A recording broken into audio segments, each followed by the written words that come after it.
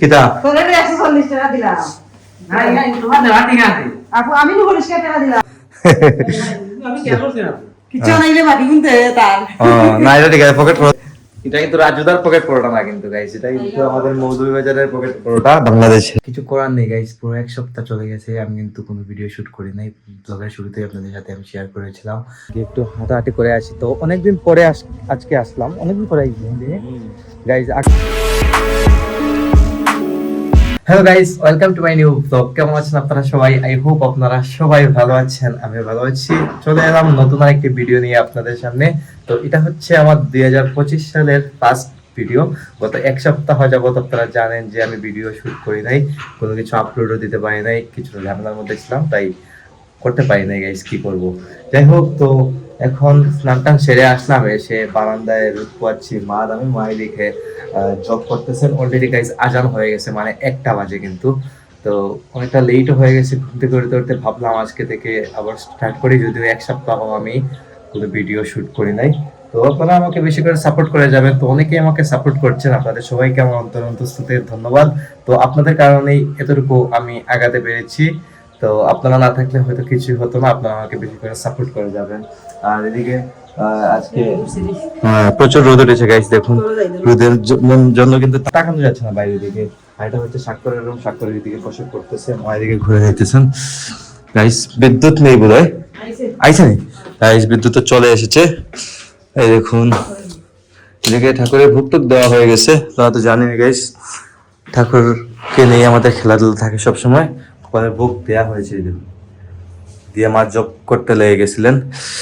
যাই হোক গাইজ আপনারা বেশি করে সাপোর্ট করবেন এক সপ্তাহ পর আবার স্টার্ট করলাম ভিডিও করা তো কি ভিডিও করব যার কারণে আমি কোনো শুট নেই নাই আর অনেক দৌড়াদৌড়ির মধ্যে ছিলাম ঝামেলার মধ্যে ছিলাম তো তাই কোনো শুট আমি নিতে পারি নাই তো আপনারা বেশি করে সাপোর্ট করবেন দেখা যাক কি হয় আপনারা অবশ্যই ভিডিও শেষ অবধি সাথে থাকবেন তো গাইজ এখন চলে এলাম আমরা আমাদের পার্কে তো এক্স্যাক্টলি এখন পার্কে না আসলে আমরা আছি এখন নদীর ঠিক মধ্যখানে যেহেতু ঠান্ডার সময় তাই নদীতে চর ভেসেছে দেখতেই পাচ্ছেন আপনারা এদিকে তো চর ভাসলে যা হয় আর কি এই হচ্ছে আমাদের পুরোটা পার্ক এই দেখুন চারদিকে কিন্তু মানুষ গরু চড়িয়েছে এদিকে ঘাস খাওয়ার জন্য সাথে আসছে কিন্তু শান্ত বললো হঠাৎ চলো একটু হাঁটাহাঁটি করে আসি তো অনেকদিন পরে আজকে আসলাম অনেকদিন পরে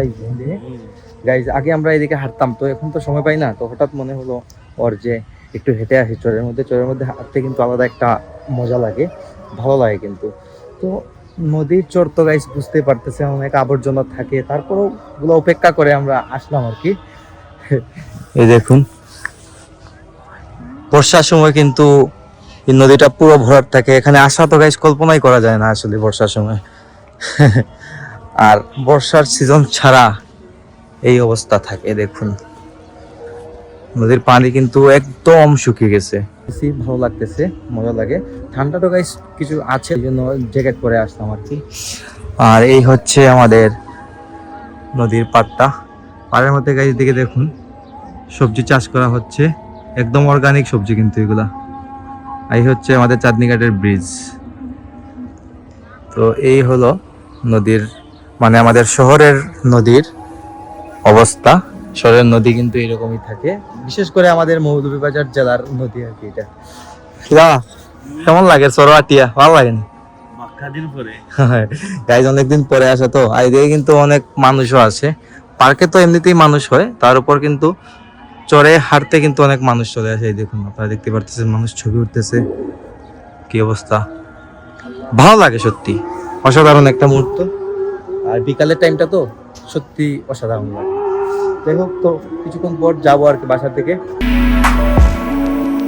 তো guys this is next day তো আমি দোকান খুলে দিয়ে আসলাম আর আজকে গাইস দিকে মা রান্না করছেন মা রান্না তো প্রতিদিনই করেন আজকে এই কিচেনে রান্না হচ্ছে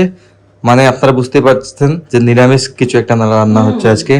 কি তা ওটা আজকে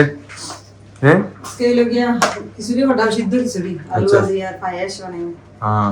গাইস সিদ্ধ খিচুড়ি আলু ভাজি পায়েস এগুলা রান্না হচ্ছে কারণ ভোগ দিবেন এটা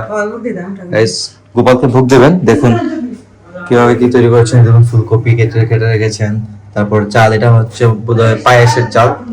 এটা আলু ভাজি ডাল, এই দেখুন খিচুড়ি কিরকম সবজি দিয়ে রান্না হচ্ছে। কিতা তোরে 140 টাকা দিলাম আপু আমি 40 টাকা দিলাম তো এইখান তুই গাইস দেখুন মা রিপন ভাইকে দিয়ে খরচ নিয়েছেন কিসমিস নাকি কিসমিস আর মুড়ি আনিয়েছেন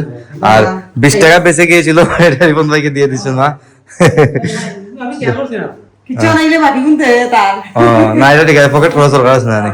গাইস, পকেট খরচ তো সবাই দরকার আছে, কিন্তু আমি তো কিছু খাইছি না সকালে আজকে। আমরা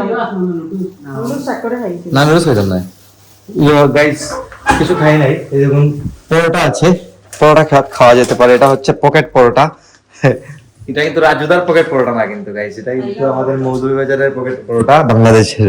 তো লো ফ্যাটের এগুলা আমরা খাই সব সময়, কারণ মানে রুটি রেডি করা কিন্তু অনেকটা কষ্টের ব্যাপার। তো এটা কিন্তু জাস্ট খুলেই ভেজে নিলেই হয়ে যায় কিন্তু পরোটা। যাই হোক, তো দেখি আমি এখন কয়েকটা রুটি ভাজবো, ভেজে নিজে খেয়ে দিব, কারণ অনেক খিদা হয়েছে। আর এদিকে লাঞ্চের অনেক টাইম আছে গাইস, আর লাঞ্চে তো আজকে কি রান্না হচ্ছে আপনারা বুঝতে পেরেছেন। দেওয়া হবে মাত্র গাইস 12:30 বাজে, তো অনেক লেট আছে কিন্তু। আর আমাদের লাঞ্চ করতে করতে অলরেডি 3টা 3:30 4টা বেজেই যায় সব সময়। দেখো আর স্বাক্ষর কই গো, স্বাক্ষর গেছি পড়া আপনার গাইস, স্বাক্ষর চলে গেছে টিউশনে। আর তো গাইস আপনারা জানেন আইএলটিএস টেস্ট করতেছে, এখন তো আইএলটিএস টেস্ট করা ছাড়া কোনো কাজ নেই, কারণ ইউনিভার্সিটিতে ভর্তি এখন হবে না। তো আমি এদিকে রেডি করি পরোটা, আগুন জ্বালিয়ে নিলাম। আর তাওয়াটা একটু গরম করতে হবে। তাওয়াটা তো আনিব তো আছে না গাইস, এই তাওয়ার মধ্যে আমি রেডি করে নেব পরোটা। তেল দেবো না গাইস, এটা এগুলোর মধ্যে এমনিতেই তেল সবকিছু থাকে, তো ভাজার পর এমনিতেই তেলযুক্ত হয়ে যায়। তো লো ফ্যাট আছে, কোনো সমস্যা নেই, খেয়ে নেব, কোনো প্রবলেম হবে না গাইস। রুটি এইভাবে প্যাকেট করা থাকে, তবে আমার কাছে কিন্তু খুবই ভালো লাগে, ভাজতেও ভালো লাগে, খেতেও ভালো লাগে। দেখুন রুটিটা কেমন হয়ে গেছে, আর তাওয়ার মধ্যে দিলেই এটা নরম হয়ে যাবে 2 মিনিটের মধ্যে। আর এই হাতা দিয়ে এটাকে লেড়ে চেড়ে ভালো করে তৈরি করে নেবো রুটি।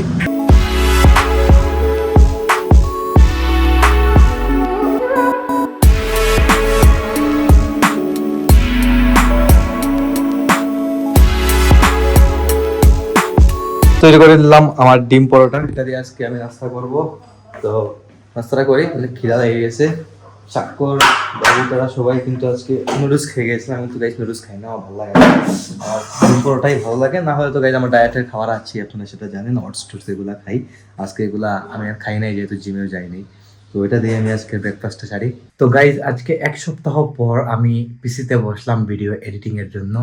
তো কিছু করার নেই গাইজ, পুরো 1 সপ্তাহ চলে গেছে, আমি কিন্তু কোনো ভিডিও শুট করি নাই। ব্লগের শুরুতেই আপনাদের সাথে আমি শেয়ার করেছিলাম। তো অনেক ঝামেলা থাকে গাইজ, বুঝতেই তো পারতেছেন, যার কারণে আমি শুট করতে পারি নাই। তো এখন এডিটিং শুরু করবো, আর আজকে ব্লগটি বানাচ্ছি না, এখানে এন্ড করে দিচ্ছি। আপনারা আমাকে ফলো করতে চাইলে আমার ফেসবুক ইনস্টাগ্রামে ফলো করতে পারেন, আমার ফেসবুক ইনস্টাগ্রাম লিঙ্ক নিচে ডেসক্রিপশনে পেয়ে যাবেন। অ্যান্ড আই হোপ আজকে ভিডিওটি আপনাদের ভালো লেগেছে। ভিডিওটি ভালো লাগলে অবশ্যই লাইক করবেন, কমেন্ট করবেন, শেয়ার করবেন, এবং চ্যানেলে নতুন হয়ে থাকলে সাবস্ক্রাইব করে আমাকে সাপোর্ট করবেন। দেখা হচ্ছে নেক্সট ভিডিওতে, ততক্ষণ ভালো থাকুন, সুস্থ থাকুন। Thank you so much for watching.